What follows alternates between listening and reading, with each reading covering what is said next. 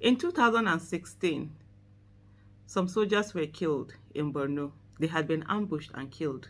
Heroes that were fighting the war against insurgency and really going after Boko Haram. Their leader was Lieutenant Colonel Abu Ali, and Nigeria was devastated. People cried, and I think for the first time in a very, very long time, Nigerians were united in their grief. There was no any issue of, oh, he's this, he's that. People just wept that we had lost such a great hero who had put his all fighting against Boko Haram and actually winning.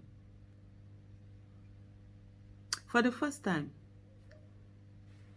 that I could even think about that, yeah, that for the first time, I don't know whether to say in a long time or whatever, but for the first time that I knew about, the military actually carried the corpse, the bodies, and brought them to Abuja to be buried. That was on November 7th, 2016.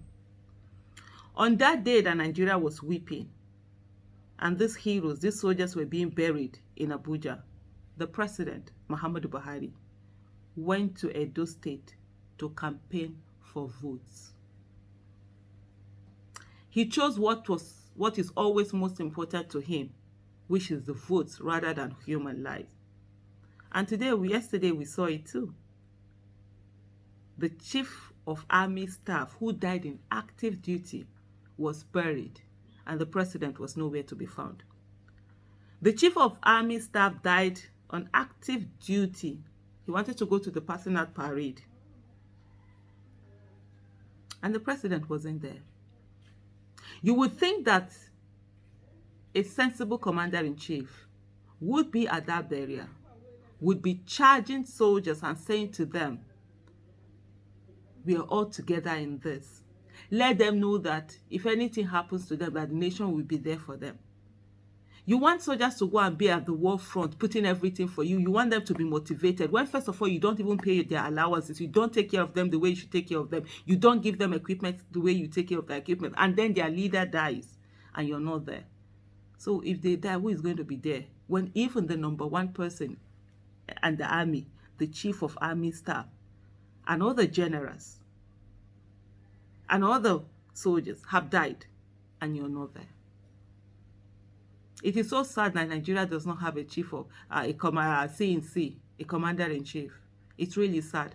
And what is most heinous about this all is that is the area of the president. So if you're talking about anybody that the president, Muhammadu Buhari, should know anything about or have empathy of, even if he doesn't have empathy for any other thing, it will be for soldiers, because he was once a soldier and he knows what it takes, or he should know what it takes to be one, and the sacrifices involved. But then it's Buhari. Capacity for Buhari to behave in the most inhuman way, in the most callous way, to show the least or zero empathy. His capacity is unimaginable. We can't even imagine. He has the capacity to do so much beyond anyone's imagination. And you have people who continue to make excuses for him, continue to defend this thing that cannot be defended, that is indefensible. We cannot continue to be a nation that has no empathy. What this action simply tells the soldiers on the war front is that Nigeria is not worth dying for. And if they have that attitude, you know what it takes.